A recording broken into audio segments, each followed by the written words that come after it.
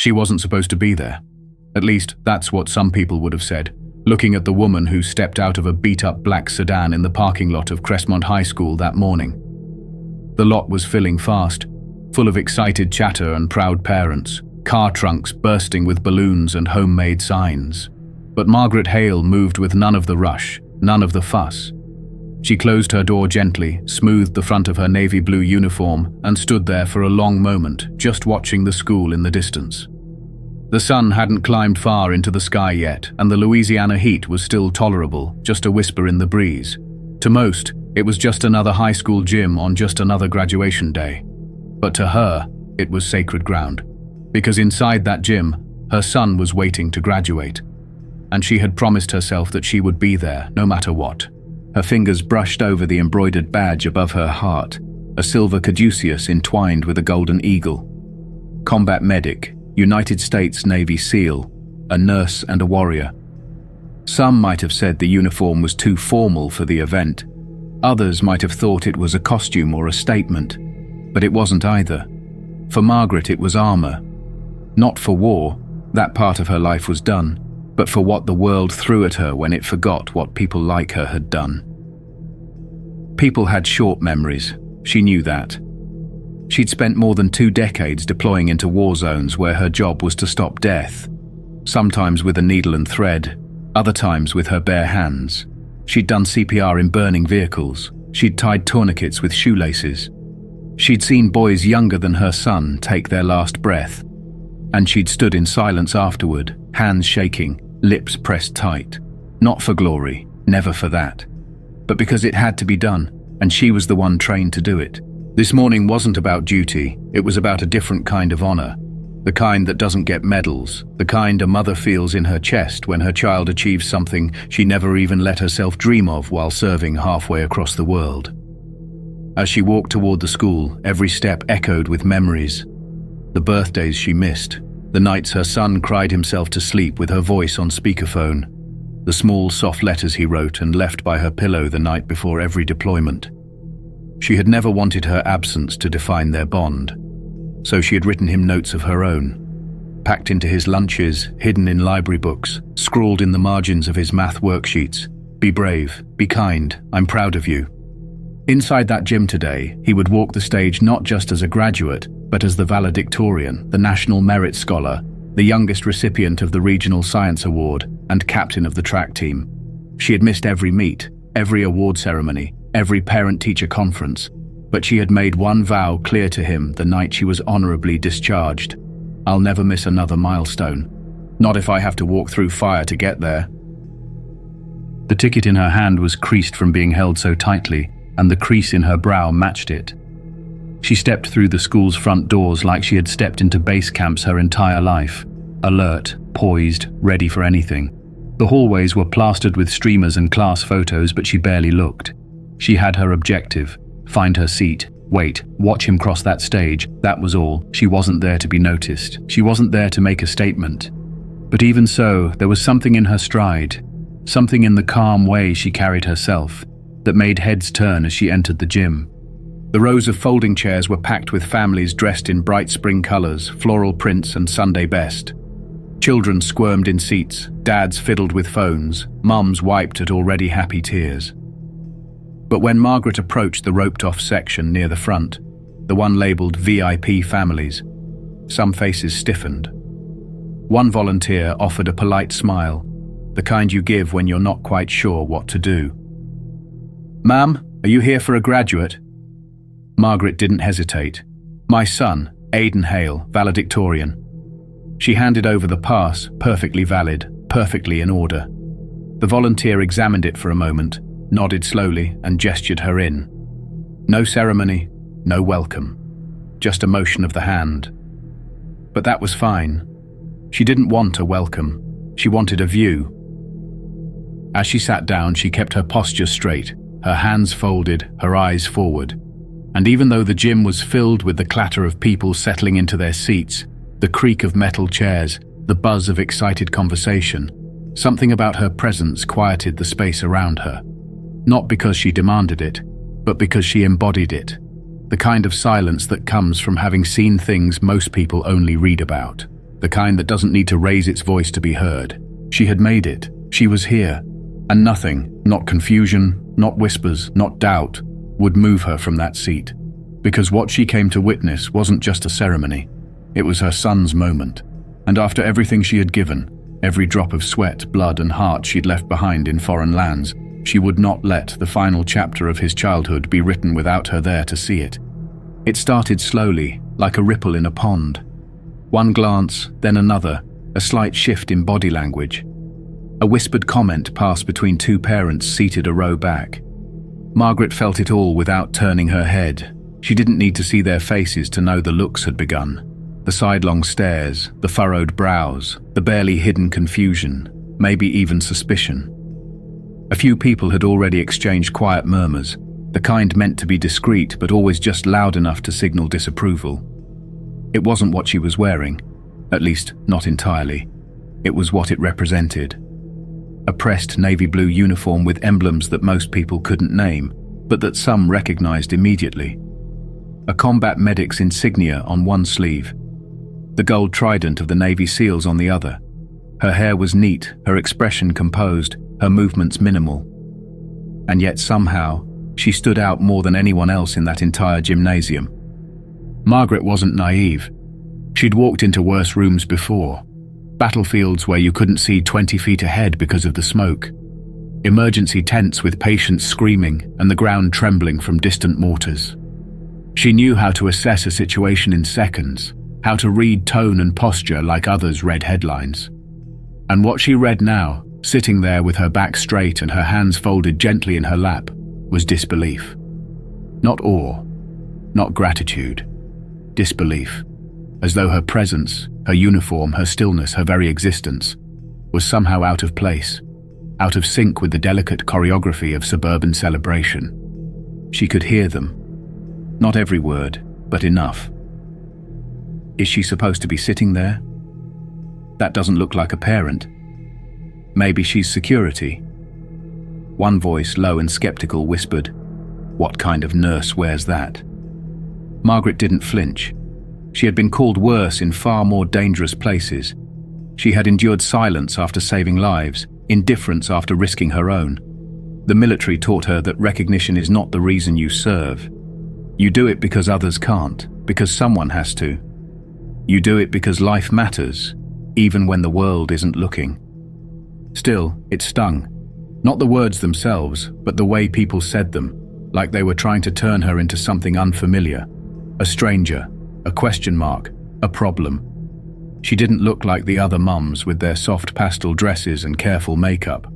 She didn't have a husband standing beside her or a small cluster of relatives fussing over bouquets. She was alone. But not because she lacked support, because her kind of support was built on something else.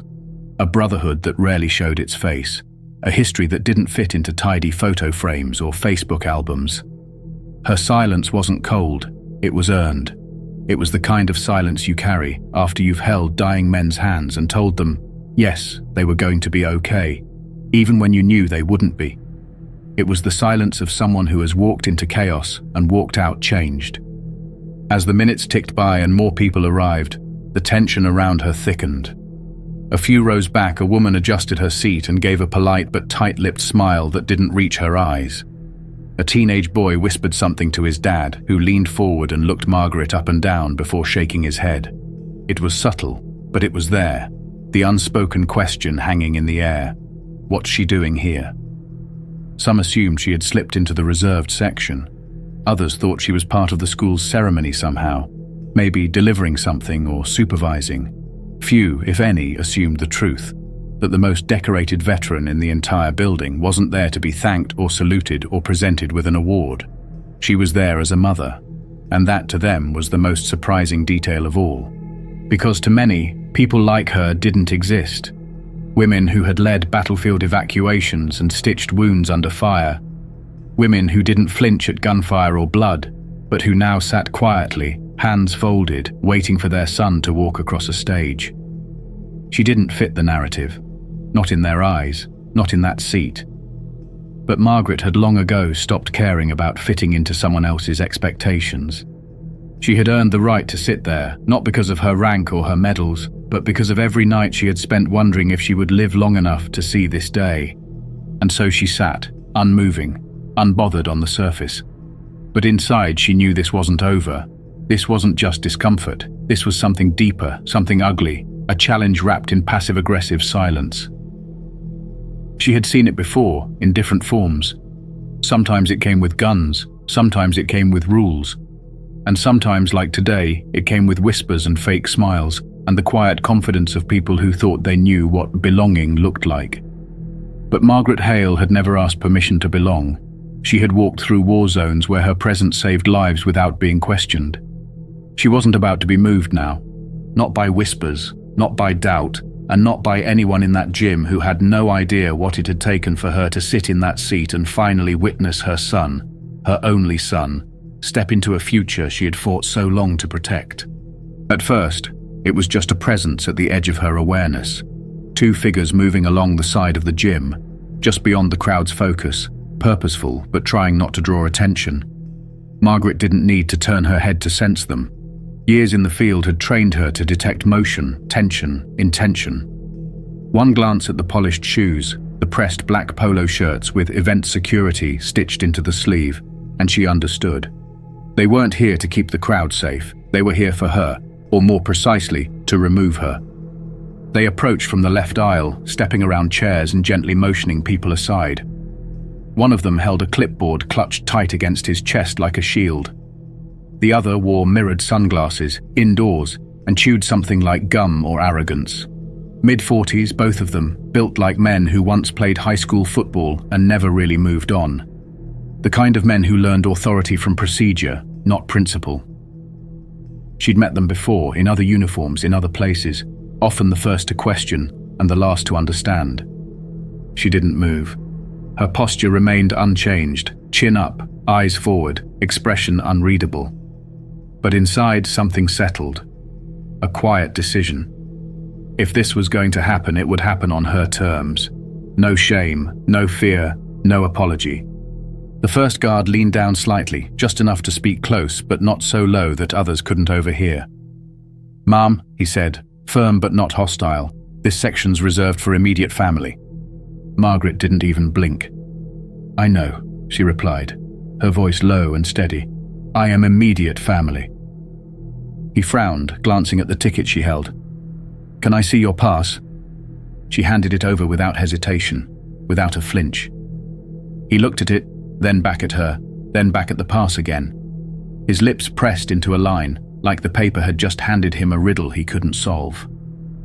"This doesn't look like the family passes we've been using," he said finally. "It's a VIP family pass," she said calmly. "My son is Aidan Hale, valedictorian." A small pause, a shift in his jaw, and then the second guard stepped in. "You're saying you're his mother?" There it was. Not just disbelief, but judgment. The kind that wasn't really about the ticket, not about protocol. It was about her, her face, her uniform, her solitude. She didn't fit what he expected a valedictorian's mother to look like. "I am," she said simply. "You're not on the list I was given," he replied. "And this uniform, it's not formal wear." Her jaw tightened, but her voice remained perfectly measured. "I'm not here to impress anyone. I'm here for my son." By now, a few heads had turned. Conversations nearby began to fade into pockets of stillness. People pretended not to listen, but their ears had tuned in. Phones once held up to record the ceremony stage had begun to subtly tilt in her direction. The guard with the clipboard shifted on his feet. "We're going to have to ask you to move to the general seating area." "No." The word wasn't loud, but it landed with weight. She said it again, this time with unmistakable clarity. "No, I won't be moving." There was something in her tone, not defiance but certainty, the kind of certainty that doesn't waver under pressure, the kind of certainty that only comes from standing firm in far more hostile situations. She had stood between the wounded and oncoming fire. She had stood in front of commanders to advocate for soldiers too broken to speak for themselves. She had stood her ground when orders made no sense, when chaos reigned, when the right thing and the easy thing were not the same. This was just another room, another challenge, another uniform that thought its authority outweighed truth. The two guards looked at each other, then one reached for his radio. He pressed the button, turned away slightly and muttered something unintelligible. Margaret didn't move a muscle. She simply let her silence speak, because she knew silence sometimes shouted louder than words. It wasn't just about a seat anymore. It was about being seen, about being respected, about the world refusing, once again, to believe that someone like her, a woman, a veteran, a mother, could have earned everything she claimed without explanation, without approval. Around her, the gym was still. The air had changed. That charged kind of stillness that arrives when people realize they're witnessing something more than awkwardness, something uncomfortable, confrontational, meaningful. Margaret folded her hands in her lap, her fingers perfectly still, but her presence was undeniable. She wasn't just sitting in a chair, she was holding the line, for herself, for her son, for everyone who had ever been told they didn't belong in a space they had sacrificed to make possible. The guard lowered the radio, his eyes flickering with hesitation. It was clear he hadn't expected this. He had expected embarrassment, maybe a retreat, maybe even a small scene that ended with her standing up and walking away. But she was still there, unmoved, unimpressed, unapologetic. And then, just as the air reached its thickest point, just when the next words from the guard's mouth were about to push things too far, something else happened. A shift not in the security team's stance, but in the room's balance. And it was a shift they weren't ready for, because what was coming next wasn't loud, it wasn't aggressive, but it would speak louder than anything either of these men could have said. It began with movement so subtle that most people didn't notice at first. Just one man, standing near the back of the gymnasium, rising slowly from his seat. Then another, farther to the left along the bleachers. Then another near the emergency exit. All in different sections of the room, scattered like stars across a quiet sky. 10 men, 10 shapes. Each of them rising not with aggression, not with speed, but with a deliberate calm that sent a ripple through the atmosphere. One by one, as if summoned by a silent frequency only they could hear, they stood tall and still, their presence cutting through the tension that had begun to grip the room. They didn't look the same, not exactly. Some were older, with silver streaks in their hair, their backs still straight despite the weight of the years. Others were younger, broader in the shoulders, hands resting calmly at their sides, eyes focused. They wore no uniforms, but there was no mistaking what they were. It was in the way they stood, in the way their feet were planted, in the way they scanned the space not with curiosity but with training. These were men who had seen things, done things, men who didn't flinch when confronted, men who didn't rise for just anything, but they had risen now. For her. Margaret didn't turn around. She didn't need to. She felt them long before she saw them. The energy behind her shifted, like the ground itself had changed texture. There was no sound, no signal, no gesture, just presence. A united, wordless statement being made by the weight of 10 bodies moving toward the front of the gym. The guards noticed too. You could see it in their faces, the flicker of confusion, then recognition, then something that almost looked like fear. They glanced around as the men began to close the space between them, moving through the crowd without disruption, without hesitation. They didn't need to say who they were or what they were doing. The message was written in the discipline of their steps, in the quiet certainty of their pace. They weren't here to ask questions, they weren't here to raise voices, they were here to stand, and they did. They took their places behind Margaret like sentinels, like a wall of memory and loyalty and unshakable respect. Some placed their hands loosely in front of them, others crossed their arms. All stood shoulder to shoulder, facing forward, silent. It wasn't a show of force, it was a statement of fact. This woman, the one who sat quietly in the front row, who had been questioned, doubted, asked to move, had once stood for them. In moments when bullets screamed and blood poured and time ran out, she had been the one between death and survival, and they had not forgotten. To the crowd, it was like watching something mythic unfold. Most didn't know who the men were, but their presence sent a wave of unease and awe through the gym. Students stilled, parents turned, teachers exchanged glances.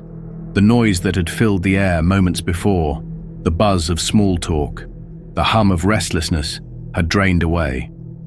In its place, a heavy silence formed, thick with reverence and something else, understanding. The guards froze. The one with the clipboard dropped his gaze. His voice, which had moments earlier carried the lazy authority of someone used to being obeyed, seemed caught in his throat. The one with the sunglasses fidgeted slightly, adjusting his earpiece, though there was no one speaking into it. There were no instructions for this, no policy for what to do when 10 combat-trained men show up not to make a scene, but to bear witness. Margaret still hadn't moved, still hadn't turned around. But she knew who stood behind her. She knew their names. She knew their wounds.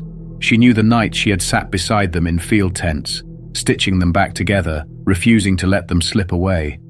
She knew who had bled, who had wept, who had survived because she wouldn't let them die. And they knew her. There was Sergeant Daniels, who had coded twice on the evac chopper before she shocked his heart back to rhythm with makeshift paddles and sheer will. Lieutenant Ramirez, who once lost 2 pints of blood before she tied off a nicked artery, with her teeth clenching the forceps. Corporal Isaac, whose burns covered more than 60% of his body, and who had once whispered to a medic in a haze of morphine, "If she's here, I'm not giving up." They owed her no explanation. She had never asked for one. But here they were, in a quiet, powerful symmetry. Not as soldiers, not even as friends, but as men who would not let the world forget who she was simply because she now wore a different uniform, the one that said Mother. Margaret finally spoke. Her voice was low, nearly conversational, but it sliced through the still air. "You still need me to move?" she asked. The guard with the clipboard stepped back. No answer, just silence. The radio that had been raised moments before was now lowered to his side, his eyes no longer locked on her, but instead darting away, seeking an exit from a moment he could no longer control. The gymnasium, full of hundreds, had never been so quiet, and still the 10 stood behind her, saying nothing. Because sometimes the most powerful statements are the ones made without a single word. They stood like monuments behind her. 10 men, still as statues, each one etched with a history no one in that gym could fully comprehend. The silence stretched, not awkwardly, but purposefully, as if the air itself understood that something sacred was happening. A kind of pause not caused by fear or confusion, but by gravity, by the weight of presence. These weren't strangers. They weren't props or bodyguards or protesters. They were soldiers, not just in name, but in spirit, and not one of them was there to be seen. They were there because Margaret Hale had once stood for them in ways the world would never know. And now it was their turn. Some of the students sitting nearby leaned forward in their seats, sensing that they were witnessing something out of the ordinary. Teachers fell quiet, holding their printed programs with frozen hands. One woman clutched a bouquet of roses just a little tighter, her eyes darting from the line of men to the woman they had come to support. No one quite understood what they were seeing, but no one could look away. There was no uniformity in their clothing. Some wore slacks and button-downs. One had on jeans and a dark t-shirt. Another wore a brown leather jacket cracked with age and use. Yet something about them was unmistakably united. It wasn't in the cut of their clothes. It was in the way they breathed together, in rhythm, in the way they held their ground with quiet discipline. They didn't need matching medals to declare what they were. The battlefield had already done that for them. And Margaret, she didn't turn around. She didn't need to. She knew each of them by the sound of their footsteps, by the way they shifted their weight from one leg to another, by the kind of silence that settled when they entered a room. These were men who had once screamed in pain, who had cried in whispered prayers, who had looked into her eyes while fading into unconsciousness and found something to hold on to. Not hope exactly, not faith, something simpler, something more honest. Her. There was Private Warren, barely 23 when his convoy hit an IED. She had pulled him from the twisted metal, her hands slick with oil and blood, holding a compress to his chest while ordering the others to keep moving.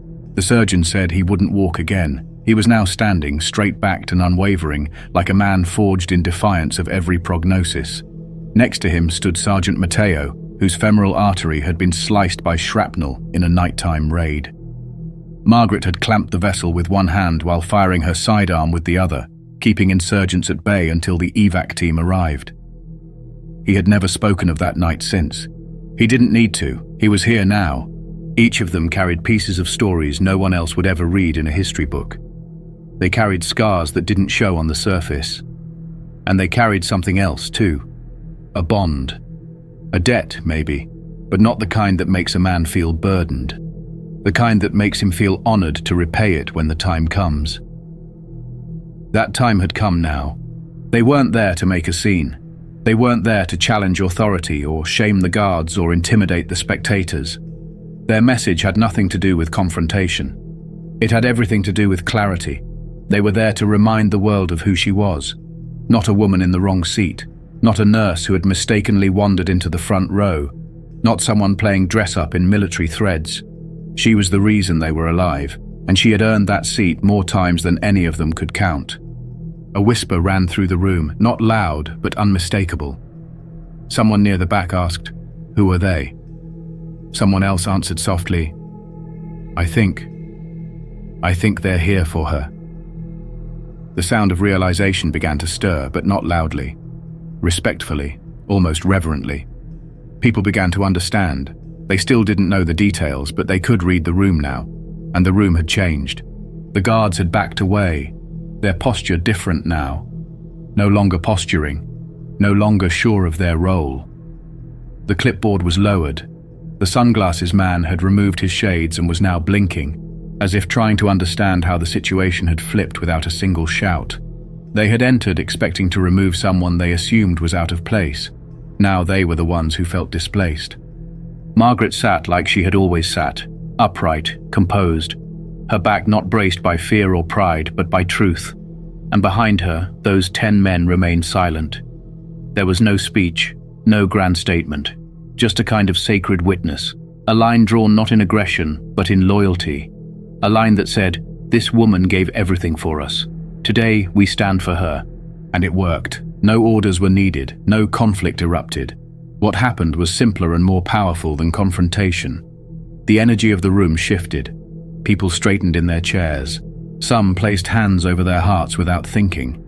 Not in salute, but in instinct, something deep in the bones. The understanding that strength isn't always loud, that sacrifice doesn't always wear a sign, and that sometimes the most important person in the room is the one everyone tried to overlook. As the principal took the stage and the ceremony finally began, there was no more doubt about Margaret's place, no more whispered questions. The only sound, as the opening remarks echoed across the gymnasium, was a quiet breath of respect, and 10 men, standing tall, made sure that respect stayed exactly where it belonged. The air inside the gym shifted, thick with something that couldn't be measured, something between reverence and reckoning. Nobody moved. Nobody dared. The guards who had approached Margaret only moments earlier had now fallen utterly still, unsure what to do next. Whatever confidence had carried them across the gym had evaporated in the presence of the 10 men who now stood behind her like shadows etched in steel. The first guard, the one with the clipboard, looked down at the pass still in his hand like it might suddenly make sense if he stared long enough. The second, still gripping the radio, seemed to shrink an inch where he stood, his posture no longer upright but uncertain, like he had misread the terrain entirely. Because he had. They both had. This wasn't about a policy, a seating chart, or a missing name from a list. This was about something far older than ceremony, older than rules. This was about honor, and they were not prepared for that. Margaret didn't have to say another word. Her presence had already spoken volumes, and now the 10 behind her echoed that statement without sound. Their silence was not passive. It was a force, a stillness that pressed inward, quiet but undeniable, reshaping the room itself. And in that stillness the power had shifted, no longer in the hands of the clipboard, no longer dictated by wristbands and volunteer rosters. It now lived in the space between Margaret and the men behind her, in the unsaid promise that no one, absolutely no one, was going to move her. The first guard took a half step back, not consciously, but instinctively, like a man retreating from a line he never meant to cross. His face was flushing now, the kind of red that came not from anger, but from embarrassment. His jaw worked in silence, trying to find a next move that didn't exist. He glanced toward the other, who now lowered his radio, no longer calling anyone. There was nothing to escalate. No supervisor would arrive with more authority than the wall of silent soldiers standing before them. Margaret remained perfectly composed, hands folded in her lap, her eyes straight ahead, as if she was simply listening to the pre-ceremony announcements like everyone else. But the energy around her had changed completely. The room had become hers. Not because she demanded it, but because her quiet, unwavering resolve claimed it without effort. She had endured worse, far worse. She had stood in desert heat for hours while blood pooled at her knees. She had worked through blinding sandstorms with nothing but gauze and instinct. She had once wrapped a soldier's shattered ribcage with her own scarf while bombs fell less than half a mile away. This was nothing. This was a test she hadn't even needed to study for. People began to understand, not all at once but gradually, like light flooding in beneath a door. There was a subtle shift in posture from those around her. Arms that had been crossed loosened.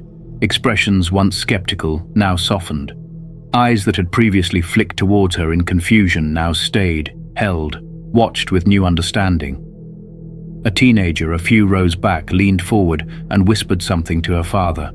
An older man who had once turned his head with quiet judgment now gave a small nod, as if acknowledging something he didn't have words for. And then came the moment that sealed it, the tipping point not of confrontation, but of truth. The 10 men behind her, standing as still as a phalanx, slowly relaxed their posture, but only slightly. Not at ease, not casual, but with the subtle release of tension that says, "We've made our point." Not one of them had spoken a single word. They didn't need to. Every second they stood had spoken on their behalf, louder than any protest ever could. They hadn't come to confront security. They had come to affirm a woman who had once, in 1,000 quiet acts of courage, made it possible for them to still be breathing. They had come to return the favor, with presence, with dignity, with quiet thunder. The guards finally stepped back, fully retreating now. One handed the ticket back to Margaret without a word. She took it with the same calm with which she had given it, not even glancing at him. The other began moving away, still holding the unused radio like a relic from a fight that never came. They melted into the crowd as quietly as they had approached, diminished, irrelevant. But the gym wasn't the same anymore. The ceremony hadn't even begun, and yet something unforgettable had already happened. Students who moments earlier were playing with their tassels now sat up straighter. Parents who had been fumbling with programs now watched the front row with full attention. The space around Margaret didn't feel isolated anymore. It felt protected, and not just by the 10 who stood behind her, but by the growing realization of those around her, that they had witnessed something pure, something powerful, something that didn't need permission or recognition to matter. It just did. Margaret didn't move. She didn't celebrate. She didn't smile. She sat in silence. But it was the silence of a mountain, not of meekness. The kind of silence you earn through storms. The kind that says, "I don't have to prove anything. I already did." And when the ceremony finally began, when the lights adjusted and the speakers cleared their throats and the principal's voice filled the room, it was as if everything had been rebalanced. The programs still followed. The names were still read. But there was a quiet undercurrent now, a tone set not by banners or music, but by the woman in the front row who refused to be moved. The 10 men who stood behind her. And the moment everyone else realized what it truly meant to stand. The moment the principal's voice rang out, announcing the beginning of the graduation ceremony, the crowd's attention turned instinctively to the stage. Applause fluttered through the air, nervous laughter here and there, cell phones lifted like lighters at a concert. But even as the spotlight shifted toward the podium and the first names were called, it was impossible to ignore the gravity that still lingered at the front of the room. Margaret remained seated, composed, eyes forward. The 10 men behind her had not moved. They stood like a silent honor guard, their presence no longer a question mark, but an exclamation point punctuating the space around her. The gymnasium buzzed with the usual chaos of a high school celebration, pomp and circumstance echoing from the speakers, students adjusting their caps and tugging at the ropes around their necks. But in the middle of it all, that front row seat and the woman occupying it remained the epicenter of something sacred. Then came the words that shifted the entire room's attention once again. The principal, now steady in her delivery, reached the moment everyone had been waiting for. "And now, please welcome our valedictorian," she said, her voice resonating clearly. "This year's top graduate, a National Merit Scholar, captain of the track team, and winner of the Regional Science Achievement Award, Aiden Hale." The name hit the room like a key unlocking 1,000 doors. Applause exploded. Cheers echoed off the bleachers. Whistles and shouts rose into the air, but none of it touched Margaret. Not yet. Because while the crowd surged with noise, she remained frozen in that second between hearing his name and seeing him step forward. For a moment, all the noise faded for her. All the faces around her disappeared. She wasn't sitting in a gym filled with strangers anymore. She was standing in a hospital tent, soaked in adrenaline and sand, watching her hands tremble over a soldier's chest. She was kneeling beside a stretcher, whispering, "Hold on just a little longer." She was lying in a bunk halfway across the world, reading her son's letters in the dark. She was all those moments at once, and then he appeared. Aiden emerged from behind the curtain, tall and calm, dressed in his black robe with golden honor cords draped neatly over his shoulders. His walk was slow, not hesitant, but purposeful. The applause grew louder, but he didn't look at the crowd. His gaze searched the rows in front of him, scanning past faces and flowers, past balloons and banners. And then, he saw her. His steps slowed the moment his eyes locked on hers. There she was, his mother. The woman who had missed so many birthdays and yet never left his heart. The one who'd kissed his forehead at 4 a.m. before shipping out. Who'd called from bunkers and base hospitals to ask about his grades. Who never once boasted about where she was or what she'd seen. She'd never needed to, because everything he had become had come from her, whether the world knew it or not. Behind her, he noticed them. 10 men standing as if the world depended on it. He didn't know all their names, had only met a couple over the years, quiet visits with firm handshakes and misty eyes. But he knew what they were, what they meant. They weren't here for the school. They weren't here for the ceremony. They were here because of her. His throat tightened as he walked. All the words he had rehearsed for his speech vanished. Not from fear, but from the overwhelming realization that everything this day represented, every accomplishment, every moment of recognition, was rooted in the presence of the woman who had fought every inch of the way to witness it. He had prepared for the attention, for the stage, for the accolades. What he hadn't prepared for was this: the way her eyes softened when she saw him, the way her shoulders remained perfectly straight, but her lips parted just slightly, as if holding back all the emotion she refused to let spill. He reached the edge of the stage, ascended the steps, and moved toward the podium.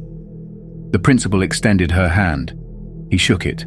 A photographer snapped a picture. The crowd clapped again, but he didn't raise his diploma. He didn't flash a smile. He turned back toward the audience, toward her. And then, without a word, he bowed his head. Not a theatrical bow, not a performative gesture, just a simple, slow nod of deep reverence. A movement filled with gratitude so heavy it needed no language. It wasn't for the crowd, it wasn't for the school, it was for her. And in that moment, something changed. The applause, which had been chaotic and celebratory, began to fall into a slow, rhythmic cadence. At first it was just the 10 men behind her, their hands meeting in deliberate unison. Each clap sounded like a drumbeat, measured, powerful, ancient. One beat, then another, a slow march, a military rhythm. A pattern that was more than applause, it was tribute. And then the crowd, one by one, began to adjust. The wild cheering softened into respect. Parents stopped shouting, students fell quiet. The rhythm took hold like a tide pulling back from the shore. Every clap now carried weight, and all of it pointed in one direction. The entire gym wasn't celebrating a diploma, they were bearing witness to a legacy. Aiden stood at the podium, his notes trembling in his hand. He looked down at them, then up again, eyes searching until they met hers once more. He didn't need to say what she already knew, but he would try anyway. He cleared his throat and began the speech he had written weeks ago, though now it felt different. Every sentence was layered with new meaning, every pause more intentional. He spoke of discipline, of sacrifice, of resilience, but not in theory. He spoke of watching someone leave for deployments without complaint, of waking up for school and finding a note on the fridge reminding him, "You're already stronger than you know." He spoke of missing her and admiring her in the same breath, of never truly understanding what she carried until the day he realized that strength didn't mean showing up. It meant never giving up. As he finished, the gym erupted again, but now the sound was different. It wasn't celebration, it was admiration, not just for him, but for her, for what she had given, for what she had stood for what the 10 silent men behind her had come to honor. Aiden stepped down from the stage and made his way back to his seat, but not before stopping in front of her. He didn't say a word. He just placed one hand gently on her shoulder. Her eyes didn't water. They didn't need to. The look they exchanged was older than speech. A vow, a victory, a truth shared between a boy who had become a man and the woman who made sure he lived to see that day. The applause carried on like a wave, rolling through the gymnasium, crashing against the bleachers, lifting into the rafters.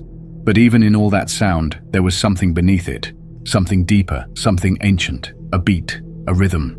It didn't come from the crowd, not at first. It came from the 10 men still standing behind Margaret Hale. 10 claps, slow, measured. Their palms met like the striking of ceremonial drums, steady and intentional. The rhythm was military, instinctive. It wasn't just noise, it was memory. It was recognition. It was the sound of lives saved, of comradeship born in smoke and blood, of silence held in foxholes, now transformed into honor on a polished gym floor. Each beat echoed with the weight of something unspoken. The crowd, sensing the shift, gradually quieted. One by one, people stopped cheering and let their hands fall into the pattern. The sound became uniform, steady, powerful, not celebratory, ceremonial. It wasn't for the stage or the microphone or the school banners fluttering overhead. It was for her, for the woman who had dared to sit in the front row, for the woman who had dared to stand her ground with nothing but dignity and truth, and for the boy who had walked across that stage not simply as a student, but as the son of a warrior. Margaret sat still, her hands folded, her eyes fixed forward. She did not smile, she did not weep. But something had changed in the way she held herself. Not pride. She had never been one to wear pride on her sleeve. But something older than pride. Fulfillment, maybe. The deep, wordless fulfillment of a promise kept. She had said she would be there, and she was. She had said nothing would move her, and nothing had. She had said she would see her son walk that stage, and now he had. Aiden returned to his seat, but not before pausing for just a breath beside her. He didn't say anything. He didn't have to. The crowd had returned to polite clapping now, softer, more typical, but still tinged with the solemnity of what they'd just witnessed. But Margaret and Aiden, they were in their own quiet space, invisible to everyone else. Aiden reached down and touched her shoulder. His fingers didn't linger long, but long enough to speak volumes. Long enough to say, "I saw you. I see you. I understand now." Her eyes flicked towards him, and for the first time in what felt like hours, she allowed the corner of her mouth to twitch. Not a smile, but a soft release, a gesture of return, of recognition, of "I see you too." The principal continued reading names and students continued to cross the stage. Life went on, but something about the room was different. People paid closer attention now. Their applause was more thoughtful. The noise was still there, but beneath it ran a new current of reflection. No one would forget what had happened. Even if they didn't know the details, they would remember how it felt, the silence, the stillness, the unspoken respect, and how 10 men changed the temperature of a room without raising a single voice. From the back of the gym, parents who had once whispered about the strange woman in the uniform now found themselves stealing glances at her with a different kind of curiosity. Not suspicion, not confusion, but reverence. One woman seated across the aisle lowered her phone and simply watched. She didn't know Margaret's name, didn't know her story, but something in her posture told her that this wasn't just a military woman. This was a pillar, someone whose presence demanded stillness, not from arrogance, but from earned weight. A teacher seated 2 rows behind Margaret slowly stood. He didn't say anything, just stood, then gently removed his hat and held it against his chest. Someone else followed, and another. It wasn't coordinated, it wasn't planned. But more people began to rise, not all at once, but enough that it became clear they were no longer standing for the stage. They were standing for the front row, for the woman who had refused to move, for the mother whose life had been spent in service to something larger than herself, and whose reward was this single, irreplaceable moment. And then something unexpected happened. One of the 10 seals, the one farthest to the left, a tall man with cropped silver hair and a scar cutting across his brow, moved forward. He didn't approach Margaret directly. Instead, he stepped into the aisle and turned to face the stage. One by one, the others followed. They did not disrupt the ceremony. They did not call attention to themselves. But they stood side by side, now forming a line, not behind Margaret, but beside her. Equal, parallel, present, not as guards, not as witnesses, as brothers. Aidan noticed from his seat. So did the principal. So did the students still waiting for their names to be called. For a long moment, the entire gym existed inside that alignment. Margaret in the front row, her son a few seats away, 10 men standing beside her like the pillars of something ancient, something unshakable. The diploma didn't matter. The awards didn't matter. What mattered was that this was not a story of one mother and her son. It was a story of all the things no one sees, the quiet nights, the silent sacrifices, the strength it takes to hold steady when the world pushes against you, the strength that doesn't shout, the strength that stands. And though the ceremony carried on, though the final names were read and the caps were tossed, and the crowd returned to their celebrations, that image, the line of seals, the woman seated with grace, the son who bowed not in performance but in reverence, remained etched in the minds of everyone who witnessed it. For some, it was just a powerful moment. For others, it was a turning point. But for Aidan and Margaret, it was something else entirely. It was legacy, made visible, made undeniable, and finally, fully seen. The celebration outside had all the markings of joy, the kind of happiness that poured from people like sunshine after weeks of rain. The gym doors had burst open, spilling families, laughter, and balloon strings into the warm Louisiana air. Car horns honked rhythmically. Phones buzzed with pictures and congratulations. Teenagers posed in groups with their arms thrown over each other's shoulders, their graduation caps crooked, their futures wide open. Parents wept openly, clutching floral bouquets and framed certificates. Teachers smiled like exhausted marathon runners, proud and worn and glowing. The air smelled of fresh-cut grass, sweat, perfume, and possibility. But in one quiet corner of the school parking lot, underneath the sprawling shade of an old oak tree that had clearly stood longer than the school itself, time slowed. Margaret stood alone beneath its canopy, her posture as upright as ever, her navy uniform now touched by gold streaks of sunlight filtering through the branches. The tree's roots curled out of the ground like ancient fingers, its trunk wide enough to have seen generations grow up, graduate, move on. She hadn't wandered far from the gym. She didn't need to. She wasn't interested in crowds or staged photos or group congratulations. She had come for one moment, and that moment had already happened. Everything after was just noise. But still, she stayed. She wasn't hiding. She was absorbing, letting the silence return to her after all the reverberation, letting the weight of what had just unfolded settle into her chest, not like a burden, but like an anchor, still, solid, present. Her hands, which had once trembled while holding tourniquets in the middle of crossfire, now rested calmly at her sides. She had no phone in hand, no camera, no props, just her. And then came the footsteps, soft at first, steady, unrushed. She didn't turn immediately, because she already knew. She had felt him before she heard him. The bond between mother and son doesn't need sound to announce itself. Aidan walked toward her alone, his black robe flowing gently behind him, the diploma tucked under one arm like a soldier returning with a map. His cap had been removed. His hair was slightly damp with sweat. Curls matted against his forehead. He wasn't rushing. His pace said something different. It said reverence, respect. He was walking not to a woman, but toward the origin of his story. He stopped just a few feet away. Neither of them spoke. Around them, the chaos of post-graduation life continued to swirl. Car doors slamming shut, cousins calling out names, music blaring from open trunks, balloons squeaking against car windows. But that corner beneath the tree felt sealed off, like the world had given them this one space, this one silence, as a gift. Aidan looked at her for a long moment, his chest rising and falling beneath the black fabric. He was taller now than she remembered, or maybe it was just how he stood, straighter, not with pride but with grounding. Then he took a final step forward and wrapped his arms around her.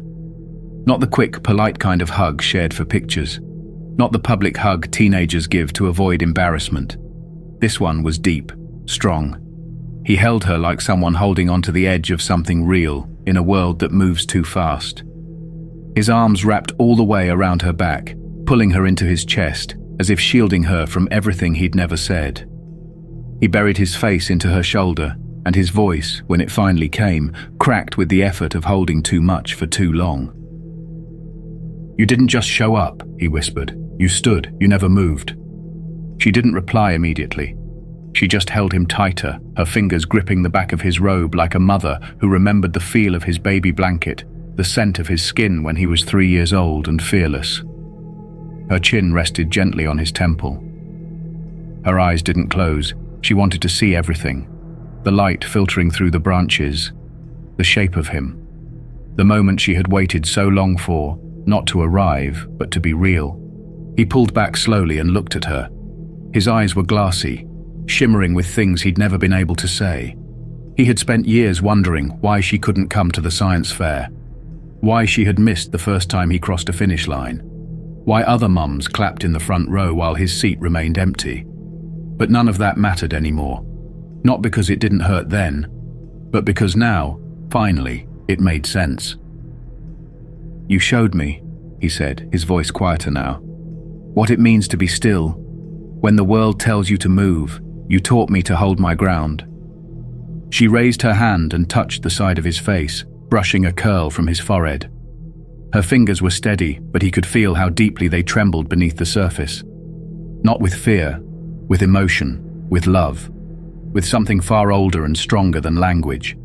She looked at him not like a mother looking at her son, but like a soldier looking at another soldier after a battle they both survived. A silent check. Not for weakness, but for growth. "You stood tall today," she said softly. "And not because of that stage, but because of what's inside you now." He looked down for a moment, then back up. And without asking, he knelt. Not in submission, not in theatrics, but because something inside him understood that this woman, this moment, deserved more than standing offered. He knelt like a man grounding himself in legacy, like someone reaching back through time and anchoring himself in everything she had been through just to be here. She rested a hand on his head, and for a brief moment time reversed. He was 3 years old again, curled on her lap, asking why she had to go. She was back in that kitchen again, hiding her tears, whispering, "Because I have to help, because I'm needed." And now here they were, no longer mother and child, but something greater. A passing of something invisible and eternal. A torch, a truth. Behind them, unnoticed by many, the 10 seals still lingered. They had stepped back, allowing space, but not leaving. They stood in quiet formation, not as guards now, but as witnesses. As men who understood exactly what had just happened beneath that tree. Some looked away, giving privacy. Others watched with reverence, their hands folded in front of them, their eyes reflecting a depth of respect only those who've bled for others can truly offer. One of them, a broad-shouldered man with a deep scar down his forearm, placed a hand over his chest. He didn't speak, didn't nod, just stood with that one gesture held long enough to mean everything. The others followed, not in unison but instinctively, each offering some quiet sign, a bowed head, a hand on a heart, a soft step backward, not to retreat but to seal the moment, because they knew. They had seen medals pinned, flags folded, families broken, but what they were witnessing now was something different, something whole, a legacy not just earned but understood. And in that shaded corner, under branches that had likely held birds during every graduation for the last 100 years, a boy who had become a man looked up at the woman who had carried his future on her back through every war zone she'd ever entered.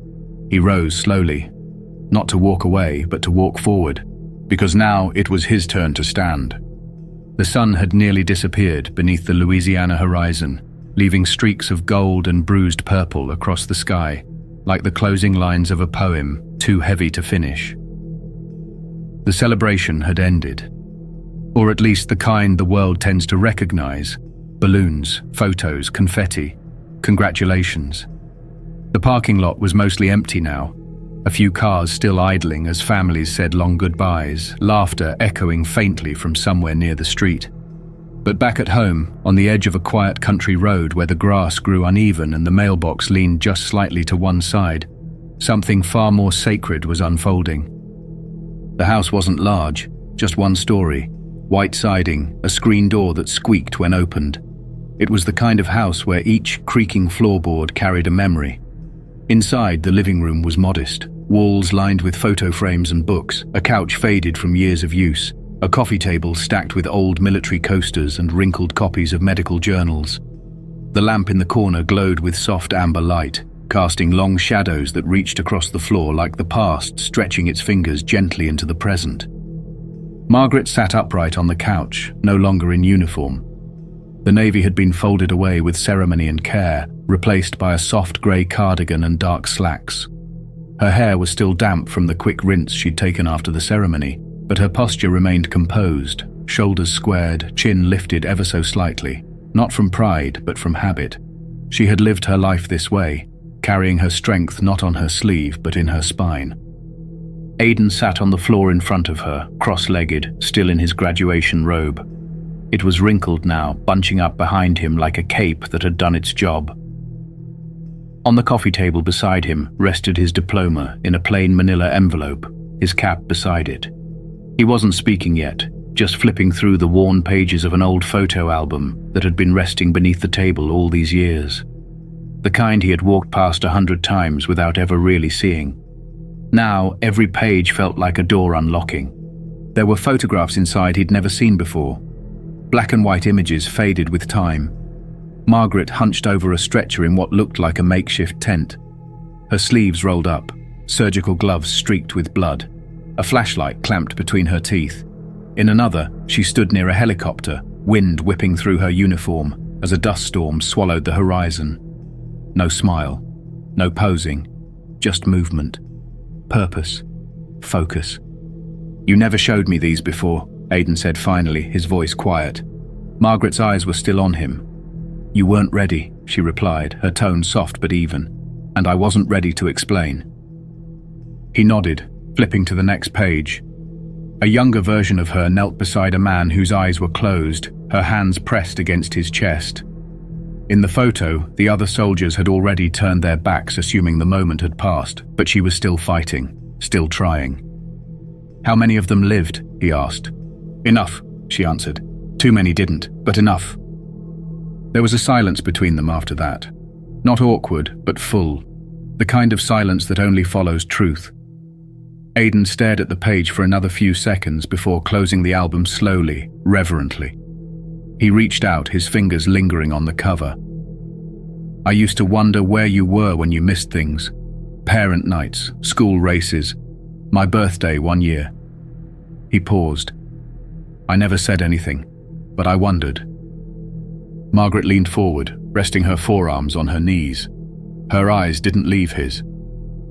"You had every right to wonder. I would have wondered too." She took a breath, let it out slowly. "But I never forgot any of it. I carried every missed moment with me." He looked at her, really looked this time. Not as the mother who packed his lunches or folded his laundry, but as the woman in the photos, the one who had knelt in dirt to keep a stranger breathing, the one who had flown into war zones while the rest of the world slept. He stood and walked to the bookshelf. On the top shelf were several medals, tucked into frames she had never mentioned. Service, valor, distinguished action, life-saving. They were dusty, their frames worn. Not once in his life had he seen her point them out. He picked one up and turned back to her. "You never told me about these." "Because they weren't for me," she said. "They were for them." He understood what she meant now. Them. The soldiers she had saved. The lives she had held together with nothing but grit and a few spare seconds. She wasn't ashamed of her medals, she simply didn't need to wear them. Her service wasn't a story she needed to tell. It was a story that lived in the hearts of the men who stood behind her that day, and now in the heart of the boy she had raised. "I didn't just graduate today," he said, setting the medal down gently. "No," she replied, voice firm but not hard. "You inherited something." They sat like that for a while longer.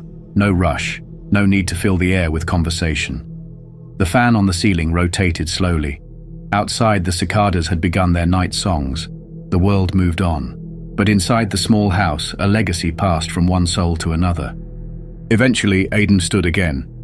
He smoothed out the robe, picked up his diploma, and made his way to the front door.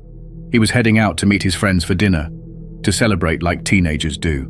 But before he left, he paused at the doorway and turned. She was still seated, one hand resting on the photo album, the other in her lap.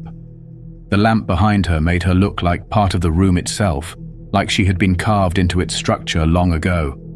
She looked up at him. No smile, just a nod. He didn't say thank you. He didn't need to. She already saw it in the way he stood taller now. Not from pride, but from knowing exactly what had shaped him. He stepped outside into the warm night air and closed the door behind him. She sat there a while longer, the house quiet, the light still glowing amber. Her fingers traced the edge of the photo album one last time. Then she leaned back into the couch, her eyes half-lidded but alert. There was no music playing, no celebratory glass of wine in her hand. But the peace she felt in that moment was unlike anything war had ever offered her. It didn't feel like an ending. It felt like something had just begun. Outside, the wind rustled gently through the trees. The world kept turning. And in that little house, tucked beneath a tired Louisiana sky, a woman who had been told to move, by time, by war, by men with clipboards, had stayed. And by staying, she had changed everything. Because real strength doesn't always raise its voice. Sometimes it simply refuses to leave.